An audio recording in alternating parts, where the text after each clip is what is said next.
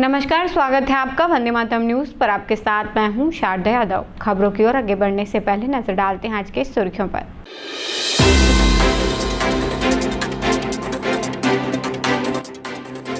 Chhattisgarhi film star आनंद मानिकपुरी ने बनाया car cleaner machine.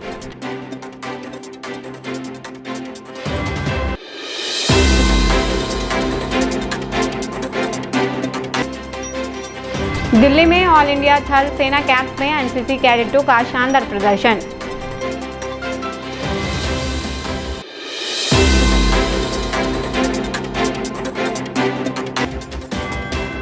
हड़ताल कर रहे एनएचएम कर्मचारियों को स्वास्थ्य विभाग ने दी बर्खास्तगी की चेतावनी।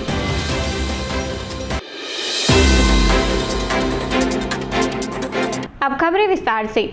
यूट्यूब में कॉमेडी वीडियो बनाने के बाद सरई और ये दद्दरे जैसे सुपरहिट फिल्म देने वाले छत्तीसगढ़ी फिल्म स्टार आनंद मानिकपुरी ने स्टार्टअप के तहत एक ऐसी कार क्लीनर मशीन का इजाद किया है जिसे पानी की पाइप से जोड़ने के बाद मशीन में लगे बैटरी की सहायता से अच्छी तरह कार को वॉश किया जा सकता है। कोरबा के एक निजी होटल में छत्तीसगढ़ के उद्योग एवं श्रम मंत्री लखनलाल देवांगन ने आनंद मानिकपुरी के इस नए एडमैक्स मोटराइज्ड कार क्लीनर मशीन का उद्घाटन किया है। इस अवसर पर कोरबा की महापौर संजू देवी राजपूत भी मौजूद रहीं। वहीं कार क्लीनर मशीन का इजाद करने वाले फिल्म स्टार मैकेनिकल इंजीनियर आनंद मानिकपुरी ने बताया कि स्वयं के कार को धोते वक्त उन्हें अचानक यह ख्याल आया कि क्यों न इस तरह की मशीन इजाद की जाए। आनंद मानिकपुरी अपने प्रोडक्ट को शार्क टैंक के पैनल के सामने रखकर उन्हें अपने प्रोडक्ट में निवेश कराने की सोच रहे हैं। ये सॉफ्ट इसलिए है क्योंकि ये माइक्रोफाइबर का मैंने यूज किया है ताकि कार में कोई डैमेज ना हो जब ये घूमेगा। और ये 12 वोल्ट की बैटरी है सर, जो यहाँ पे फिट होता है। एक सेकंड में दिखा देता हूँ। देखिए, आज हमारे एटीएम टेक्नोलॉजी एडीमैक्स मोटर एंटाइज या कार क्लीनर ब्रश की आज हम सब लोगों की उपस्थिति में इसका शुभारंभ किए हैं। निश्चित तौर पर कोई भी व्यक्ति बड़ा से छोटा नहीं होता, छोटा से बड़ा बनता है। और मैं अभी उद्योग मंत्री होने के नाते छोटे बड़े उद्योगपति से मिलते रहता हूं और वो अपने इतिहास बताते हैं कि किस तरह से हम लोगों ने काम प्रारंभ किया और आज जाने माने उद्योगपति में गिनती होते हैं। देश विदेश तक उनका उद्योग फैला है। आज हमारे आनंद मानिकपुरी भाई के द्वारा यह काम प्रारंभ किया गया है। निश्चित तौर पर एक दिन वो आगे बढ़ेंगे, एक बड़ा उद्योगपति में गिना जाएंगे, ऐसे भगवान से मैं प्रार्थना भी करता हूं। और उनमें एक उत्साह है, उनमें कला है। हर क्षेत्र में अपने छत्तीसगढ़ी फिल्में भी बनाए हैं, यूट्यूब कार्टून के वो कॉमेडी भी करते हैं और इस तरह से एक अच्छा हुनर है उनके पास में। अगर कोई भी नया चीज़ को उत्पाद करना, टेक्नोलॉजी के साथ उत्पाद करना, ये भी बहुत बड़ा एक दिमाग का काम होता है। आज इस छोटे से उत्पाद प्रारंभ किए हैं, आने वाले समय पर और भी बड़ा से बड़ा उत्पाद करेंगे। और अभी जैसे वो बता रहे थे कि अभी हम 30-35 लोगों को रोजगार दिए हैं। मैं तो भगवान से प्रार्थना करता हूं कि इनका उद्योग इतना फले फूले आगे बढ़े कि हजारों लोगों को रोजगार दें। जिस तरह से माननीय प्रधानमंत्री जी का सोच है, लोग नौकरी ना करें, नौकरी देने वाले बने, ऐसा उद्योग पर हर लोगों को करना चाहिए। हर कोई को व्यापार में आगे आना चाहिए और अब स्वयं 2, 4, 5, 10 लोगों को रोजगार देने का सक्षम बने। प्रोडक्ट का नाम है एडमैक्स मोटराइज्ड कार क्लीनर ब्रश। एडमैक्स जो है वो मेरे ही नाम से डिराइव्ड हुआ है। एडीएम और एक्सटेंशन से एडमैक्स बना है। तो आप सभी जानते होंगे कि मैं पहले तो कॉमेडी बनाता था, यूट्यूब में मूवीज़ वगैरह बनाता था, लेकिन बहुत लोग को नहीं पता होगा, मेरे फैंस लोग को पता है कि मैं मैकेनिकल इंजीनियर भी हूँ और मैं मशीनें वगैरह बनाते रहता हूँ। तो ये जो मशीन था ना, ये मुझे आइडिया आया जब मैं अपने घर में अपनी गाड़ी धो रहा था। मैं बोला ऐसी कुछ मशीन बनाता हूँ जिससे पानी भी उसमें से निकले और उसमें से लिक्विड सोप भी निकले, तो ये और ब्रश भी ऐसा रहे जो कार को डैमेज ना करे। तो ये आइडिया मुझे आया और इसका मैंने, क्योंकि मैं इसके बारे में मैंने पढ़ाई किया है, मैं मैकेनिकल इंजीनियर हूँ और मैंने डिजाइनिंग सीखा हुआ है इंजीनियरिंग के ज़माने में। तो मैंने अपने अनुभव से और अपने जो मैंने सीखा उससे मैंने डिज़ाइन तैयार किया और ये लगभग 1 साल लगा मुझे बनाने में। 1 साल के बाद ये आप लोगों के सामने है। आज मंत्री जी के महोदय श्री लखनलाल देवांगन जी के यहाँ से इनॉग्रेशन हुआ। अब ये धीरे से हम लोग इसको इंडियन मार्केट में ऑनलाइन सेल करेंगे और अगर इंडिया में अच्छा रिस्पांस मिलता है तो हम लोग सोचे हैं सबसे एक जो नेक्स्ट टारगेट है वो अफ्रीकन कंट्रीज़ में हम लोग इसको सेल करेंगे। अभी जो इन्वेस्टमेंट है वो तकरीबन 60 से 70 लाख रुपए का है। और एक चीज़ जो मुख्य बात ये है कि अभी 15 से 20 लोगों को हम लोग प्रत्यक्ष अप्रत्यक्ष रूप से रोजगार दे रहे हैं और इसका जो हम लोग टारगेट बनाए हैं वो 1 साल में 1 करोड़ का बनाए हैं टर्नओवर अगर हो जाता है भगवान की कृपा से, साहिब की कृपा से। और अगर लोगों को और पसंद आता है तो इसका न्यू वर्जन भी लेके आएंगे। साथ में और भी बहुत सारे आइडियाज़ हैं जो हम लोकल इंडिया में हम जो इंट्रोड्यूस करना चाहते हैं मशीनें, वो भी हम एडमेक्स के अंतर्गत बनाएंगे। प्राइस का ऐसा है कि अभी एकदम से हमने डिसाइड नहीं किया, परंतु 3000 से 4000 के बीच में होगा। ये आपके बोलने से पहले ही हम मतलब 15-20 दिनों से हम लोग, मैं मेरे भाई ने हम लोग ये सोचा है कि हम लोग इसको शार्क टैंक में इंट्रोड्यूस ज़रूर कराएंगे। मार्केट को लेकर बहुत पॉजिटिव उम्मीद है मुझे कि चूँकि ऐसा प्रोडक्ट मेरे ख्याल से आपने भी नहीं देखा होगा और लोगों ने भी नहीं देखा होगा जो कार वॉश करने का इतना ईजिली, वो भी कंज्यूमर प्रोडक्ट अभी मार्केट में नहीं है। तो मुझे उम्मीद है कि लोगों को पसंद आएगा, बाकी भगवान और लोगों की ऊपर है। One Chhattisgarh battalion NCC Korba के 6 कैडेटों ने 1 से 12 सितंबर 2025 तक दिल्ली में आयोजित अखिल भारतीय थल सेना कैंप में उत्कृष्ट प्रदर्शन कर जिले और बटालियन का नाम रोशन किया। इनका चयन CGMP की 60 बटालियन से चयनित होकर अलग अलग जिलों में आयोजित 6 कैंप की कठिन चुनौतियों को पार कर दिल्ली के लिए हुआ। इस उपलब्धि पर बटालियन यूनिट में कैडेटों का स्वागत एवं सम्मान समारोह आयोजित किया गया। इस अवसर पर कमान अधिकारी कर्नल सेंथिल कुमार S एवं प्रशासनिक अधिकारी ले कर्नल अमित यादव ने कैडेटों को शुभकामनाएं दी। उन्होंने कहा कि कैडेटों का यह प्रदर्शन न केवल कोरबा बल्कि पूरे छत्तीसगढ़ के लिए गर्व की बात है। उनका परिश्रम और अनुशासन अन्य कैडेटों के लिए प्रेरणा का स्रोत बनेगा। अधिकारियों ने सभी कैडेटों के उज्जवल भविष्य की भी कामना की।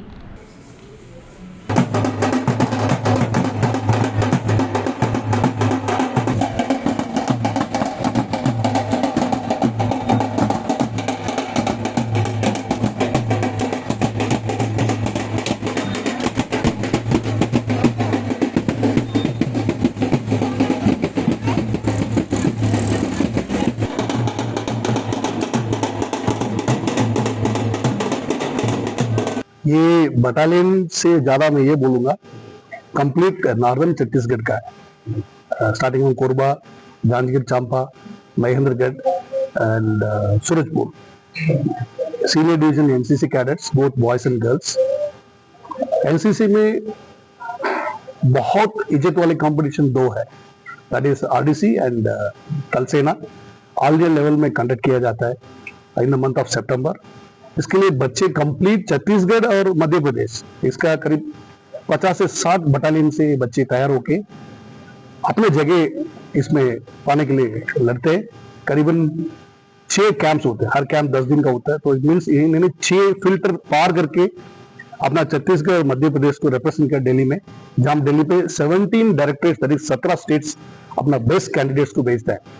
जहां पे पहली बार अपने इलाका से करीबन बच्चा, लास्ट ईयर सिर्फ 1 गर्ल कैडेट गया, इस बार 6 कैडेट्स रिप्रेजेंट किए और हर कैटेगरी मेडल हासिल करके आए, ब्रॉन्ज एंड सिल्वर। ये कंप्लीट एनसीसी फ्रैटर्निटी जो नॉर्दर्न छत्तीसगढ़ में हमके लिए एक गर्व की बात है। और कैडेट्स के लिए दिल्ली जाना, वहाँ बाकी स्टेट्स साथ compete करना और मेडल हासिल करना, उनके लिए एक कॉन्फिडेंस बिल्डिंग है। और कर्टेसी, ये जो जीत का मेन कारण बच्चों का first of all is the motivation and determination, and third एएनओस पब्लिक पेरेंट्स जिन्होंने उस बच्चे को इंस्पायर किया और 1 कैंप 2 कैंप नहीं 6 कैंप आगे करने का उनको हौसला दिया। तकरीबन 1,10,000 एनसीसी कैडेट्स है मध्य प्रदेश छत्तीसगढ़ में, उनमें ये 6 बच्चे गए तो आप ये मान सकते 10,000 में 1 बच्चा जाके वहां पर रिप्रेजेंट किया, and it is a great feet. और मुझे उम्मीद है आने वाला दिन में cadets of northern Chhattisgarh that is Korba, Janjgir, Surajpur and Mahendragarh और अच्छा करेंगे आने वाला दिन में। हम लोग ऑल इंडिया थल सैनिक कैंप में पार्टिसिपेट किए थे, जिसमें हमें सिल्वर मेडल मिला और एमपीसीजी फर्स्ट पोजीशन पे आया है। और हमारा जो इवेंट था जेडीएफएस, उसमें हम लोग 2nd पोजीशन पे थे। और बाकी और भी 6 लोग हैं जिसमें हम अलग अलग इवेंट से गए थे। और हमारे साथ जितने भी पीआई स्टाफ गए थे वो लोग ने हमारा बहुत ज्यादा सपोर्ट किया। कहीं भी हमें प्रॉब्लम्स आई तो हर जगह हमारे साथ खड़े रहे, किसी भी चीज के लिए दिक्कत आया तो इस तरह हमने वहां तक पहुंचा। और स्टार्टिंग से ही हमने बहुत ज्यादा ही मेहनत किया। हमारे बटालियन से 6 कैडेट्स ने हिस्सा लिया ऑल इंडिया थल सैनिक कैंप में, जिनमें से 5 लोगों ने ब्रॉन्ज और सिल्वर मेडल हासिल किया। फर्स्ट टाइम है कि एमपीसी डायरेक्टरेट ने एनसीसी 3 साल का कोर्स होता है, जिसमें हम लोग थर्ड ईयर से 4 कैडेट थे और 2 सेकेंड ईयर से 2 कैडेट थे। हम 160 बटालियन में टोटल 6 लोग हैं, जिसमें से 2 एमआर, 2 ओटी और 2 जेडीएसएस हैं। हमने टोटल 7 कैंप किए हैं, जिसमें से 2 कैंप हमने बिलासपुर में किए हैं और बाकी के कैंप हमने रायपुर में किए और एक लास्ट कैंप हमने जो है दिल्ली में की। ये हमारे लिए बहुत भाग्यशाली की बात है कि हम लोग दिल्ली तक पहुंचे। सारा श्रेय मैं हमारे पीआई स्टाफ को देना चाहूँगा, जिन्होंने हमें इतनी अच्छी तैयारी कराई।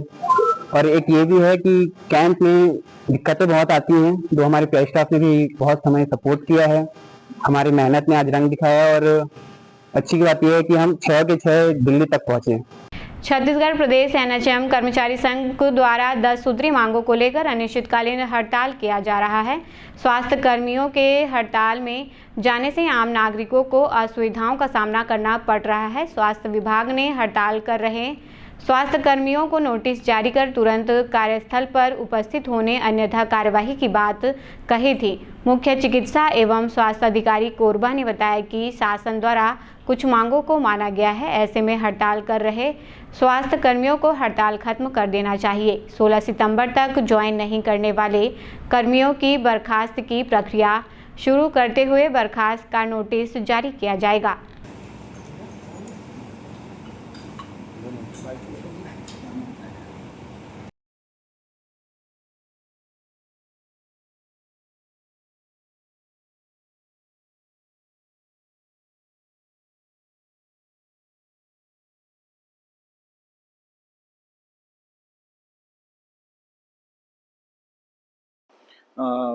एनएचएम के हमारे साथी हमारे कर्मचारी लोग 18 अगस्त से हड़ताल में हैं। इस बीच में शासन के द्वारा उनकी मांगों को लेकर के कई बार मीटिंग हुई है और कल पुनः सेक्रेटरी सर का लेटर आया है, जिसमें उनकी जो 6 मांगे हैं उसके संबंध में विस्तृत रूप से जो शासन का निर्णय है वो बताया गया है। उसमें उनकी सभी मांगों को काफ़ी हद तक मानते हुए उनको अपील की गई है कि अपने काम में लौट जाए ये लोग।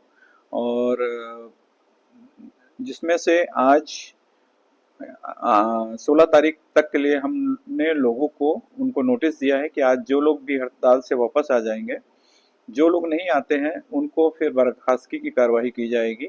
1 माह का नोटिस दे करके उनको बर्खास्तगी का कार्रवाई किया जाएगा। ये शासन का निर्णय हुआ है।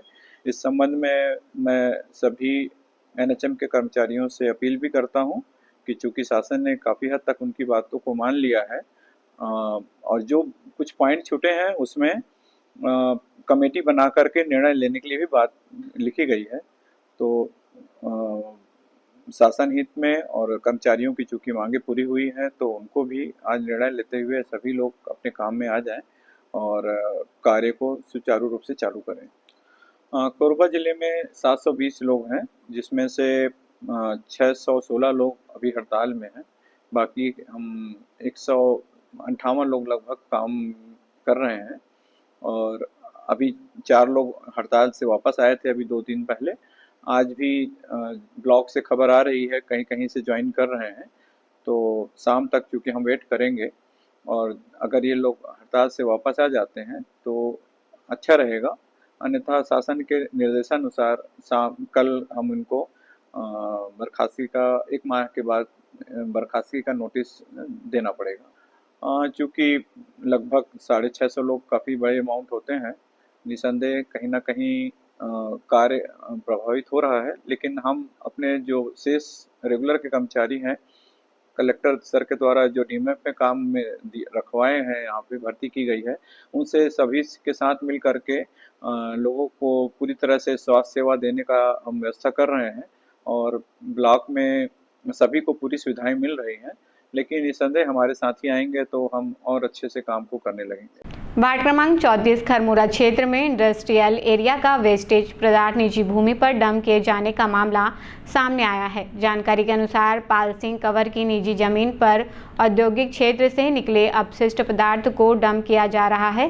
स्थानीय लोगों ने इस पर आपत्ति जताते हुए कहा कि औद्योगिक कचरे को आबादी वाले इलाके में फेंकना स्वास्थ्य और पर्यावरण दोनों के लिए खतरा है। वहीं कोसाबाड़ी मंडल के सदस्यों एवं ग्रामीणों द्वारा भी इसका विरोध किया गया है।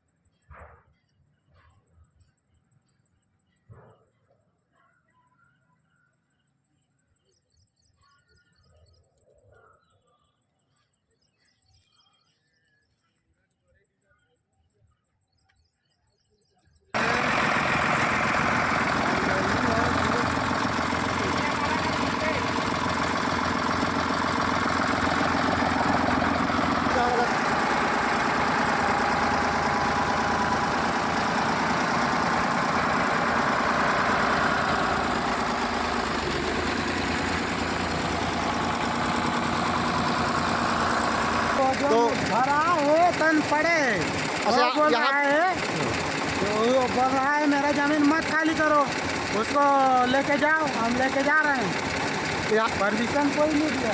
तो अपने मन पे गिरा रहे थे? एक गाड़ी जाके ढाल आओ बोला, ढालने गया तो उसको ले जाओ बोल रहा है। कौन बोला? लेके जा रहे हैं। कौन बोला? आप कोई नहीं बोला। तो अपने मन से डाल दे रहे हो? अरे रास्ता के पड़ा था, उसको एक गाड़ी ढालने आए रहे, वो बोल रहा है मेरा जमीन मत खाली करो, लेके जाओ। लेके जा रहे हैं, देख लो सामने में है। मिनी माता बांगो डैम के गेट खोले गए हैं। अधिकारियों के अनुसार जल स्तर में लगातार वृद्धि देखी जा रही है। स्थिति पर निगरानी रखते हुए आवश्यकता पड़ने पर दरी डैम को भी खोला जाएगा। जल संसाधन विभाग ने बताया कि दरी डैम को खोलने का निर्णय मिनी माता बांगो डैम से छोड़े गए पानी की मात्रा और नदी के जल स्तर को देखते हुए लिया जाएगा। इसके लिए शाम तक की स्थिति पर विशेष निगरानी रखी जाएगी। अधिकारियों ने नदी किनारे रहने वाले लोगों को सतर्क रहने की अपील की है।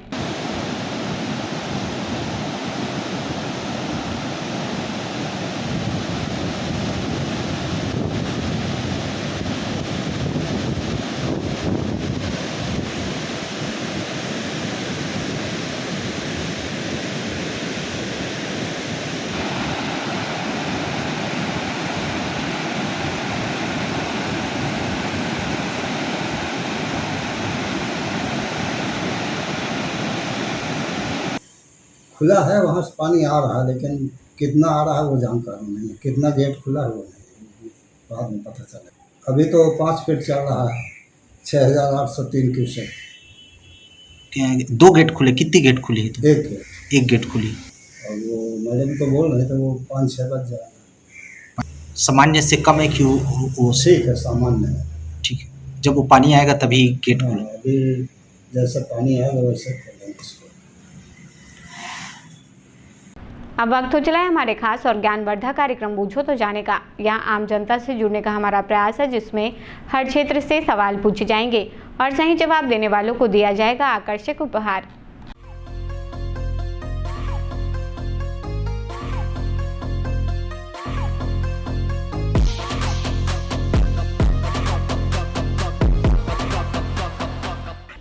नमस्कार दर्शकों, आप सभी का स्वागत है आपके पसंदीदा कार्यक्रम बूझो तो जाने में।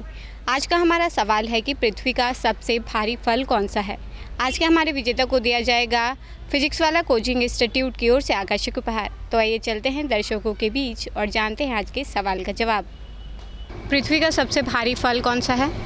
सबसे भारी फल तो मुझे नहीं पता मैडम यार। कोई बात नहीं, आप कोरबावासी को मैसेज देना चाहेंगे? कोरबावासी को मैं क्या नहीं, अच्छा लगा मुझे रह के। 1 साल से मैं रह रहा हूँ कोरबा में, अच्छा लगा मुझे। धन्यवाद। पृथ्वी का सबसे भारी फल कौन सा है?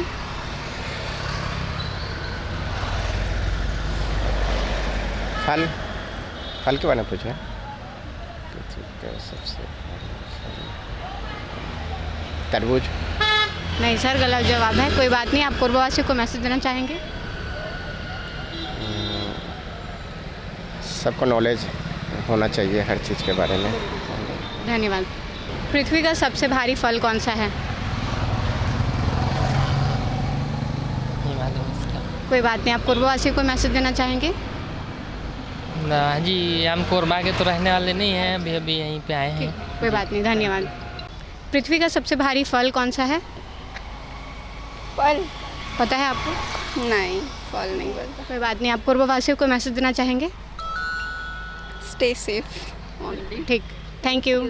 पृथ्वी का सबसे भारी फल कौन सा है? No idea. ठीक, कोई बात नहीं, थैंक यू। पृथ्वी का सबसे भारी फल कौन सा है? उतना तो आइडिया नहीं है, नहीं पता। कोई बात नहीं, थैंक यू। पृथ्वी का सबसे भारी फल कौन सा है? नहीं पता मैम। ठीक, कोई बात नहीं, थैंक यू। पृथ्वी का सबसे भारी फल कौन सा है? फल नहीं पता? ठीक, कोई बात नहीं, थैंक यू। पृथ्वी का सबसे भारी फल कौन सा है? आम। नहीं, गलत जवाब है। कौन सा है? क्या होते हैं? बेल। गलत जवाब है। कोई बात नहीं, आप कोरबावासियों को कोई मैसेज देना चाहोगे? नहीं। ठीक, थैंक यू। पृथ्वी का सबसे भारी फल कौन सा है? वाटरमेलन। गलत जवाब है। कोई बात नहीं, ठीक है, आप अपने क्लासमेट्स को कोई मैसेज देना चाहोगे? ठीक, थैंक यू। पृथ्वी का सबसे भारी फल कौन सा है? कटहल। आप श्योर हैं? जी, बिल्कुल सही जवाब दिया है आपने। आपका नाम क्या है? गणेशी कटुआ। आपको दिया जाता है फिजिक्स वाला कोचिंग इंस्टीट्यूट की ओर से आकर्षक उपहार। कैसा लग रहा है जीत के? बहुत अच्छा। कोरबावासियों को मैसेज देना चाहेंगे? नहीं, वैसे तो जनरल नॉलेज सभी को रखना चाहिए। जनरल नॉलेज हमारे मतलब आगे चल के बहुत काम आता है। धन्यवाद। पृथ्वी का सबसे भारी फल कौन सा है? कटहल। आप श्योर हैं? जी। बिल्कुल सही जवाब दिया है आपने, लेकिन आज के विजेता को हम उपहार दे चुके हैं। जी। तो आप कोरबावासियों को मैसेज देना चाहेंगे? यहाँ प्रदूषण तो बहुत बढ़ रहा है, जैसे कि प्लांट्स बहुत लग रहे हैं और इनको कम करना चाहिए। आने वाली जो पृथ्वी है ना, वो महासागर काली पड़ती जा रही है और मोबाइल पे ज़्यादा ध्यान नहीं दें, खेल कूद में रहें। जी, थैंक यू। आज का हमारा सवाल था कि पृथ्वी का सबसे भारी फल कौन सा है, जिसका सही जवाब है कटहल। आज की हमारी विजेता रही हैं गणेशी, जिन्हें दिया गया है फिजिक्स वाला कोचिंग इंस्टीट्यूट की ओर से आकर्षक उपहार। आज के लिए बस इतना ही। कल फिर मिलते हैं एक नए सवाल और जवाब के साथ। बने रहे वंदे मातरम न्यूज़ के साथ। तब तक नमस्कार। खबरों का सिलसिला यूं ही जारी रहेगा। देखते रहिए वंदे मातरम न्यूज़। मिलते हैं अगले बुलेटिन में, तब तक नमस्कार।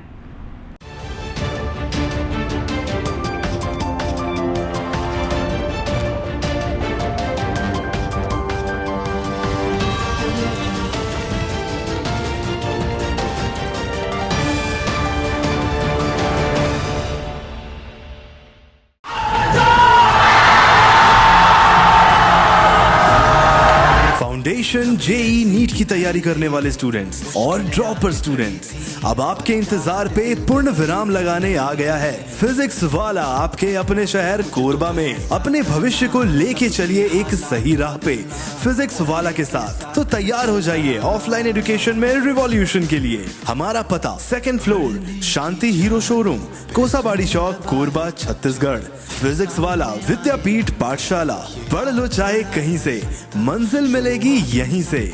Session 2024 and 25 admissions open for JEE, NEET and Foundations from classes 8th to 12th and droppers। अधिक जानकारी के लिए आप इस हेल्पलाइन नंबर पे कॉल कर सकते हैं 7880189145। Happy learning. Siddhi Vinayak hospital, a unit of orthopaedic surgery and trauma management. अब हड्डियों से संबंधित रोगों के उपचार के लिए कहीं और जाने की जरूरत नहीं। जटिल एवं असाध्य रोगों का सफल इलाज अब आपके अपने शहर में। घुटने व कूल्हे के जोड़ों का प्रत्यारोपण, जटिल फ्रैक्चर एवं जोड़ों का सफल ऑपरेशन, गठियावाद व जोड़ों के दर्द का उपचार, टेढ़ी मेढ़ी हड्डियों का बेहतर इलाज, हड्डियों की जन्मजात विकृतियों का उपचार। इसके अलावा OPT 1-2 की सुविधा, modern pathology lab, private semi private general ward की सुविधा, modern digital X ray, ECG, ICU, ventilator की सुविधा, pharmacy, OT team, waiting area, 24 घंटे एम्बुलेंस एवं आपातकालीन सुविधाएं उपलब्ध। हमारा पता Siddhi Vinayak hospital, doctor Shadalnath, plot number 52, bluebird school के पीछे, कोसाबाड़ी, कोरबा। इसके अलावा अब हमारा नया संस्थान सिद्धि विनायक प्राथमिक एवं ट्रामा सेंटर, उर्गा, इस केंद्र में फार्मेसी, एक्सरे, पैथोलॉजी व आपातकालीन चिकित्सा सुविधा उपलब्ध है। तो संपर्क करें मोबाइल नंबर 9993000683, 9109488443 कोरबा के लिए, 8120195179 उर्गा के लिए।